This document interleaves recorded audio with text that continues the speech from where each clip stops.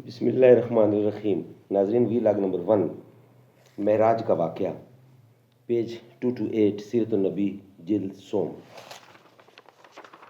اردو زبان میں سرور عالم صلی اللہ علیہ وسلم کی سیرت پر جامع ترین کتاب سیرت النبی صلی اللہ علیہ وآلہ وسلم۔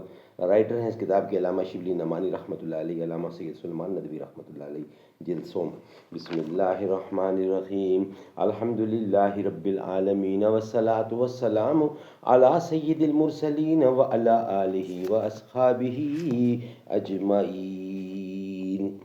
رول اب دل کھول کر اے دیدہ خونابہ بار، وہ نظر آتا ہے تہذیب حجازی کا مزار۔ تھا یہاں ہنگامہ ان صحرا نشینوں کا، کبھی بحر بازی گاہ تھا جن کے سفینوں کا کبھی۔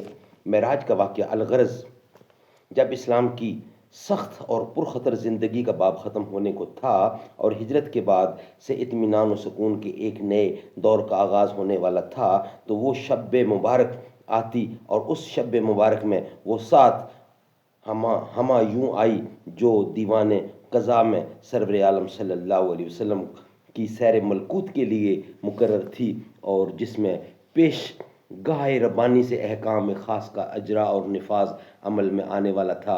رضوان جنت کو حکم ہوا کہ آج مہمان سرائے غیب کو نئے ساز و برگ سے آراستہ کیا جائے کہ شاہد عالم آج یہاں مہمان بن کر آئے گا۔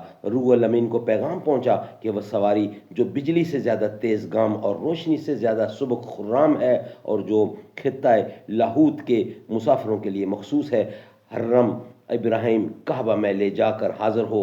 کارکنان عناصر کو حکم ہوا کہ مملکت آب و خاک کے تمام ماوی احکام و قوانین تھوڑی دیر کے لیے معطل کر دیے جائیں، اور زمان و مکان، سفر و اقامت، رویت و سماحت، تخاطب و کلام کی تمام طبی پابندیاں اٹھا دی جائیں۔ سبحان اللہ، سبحان اللہ۔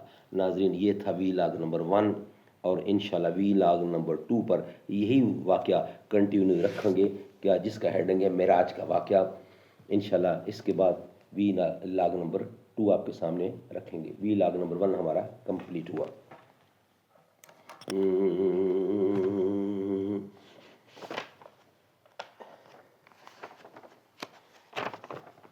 خدا کی عظمتیں کیا ہیں محمد مصطفیٰ جانے، مقام مصطفیٰ کیا ہے خدا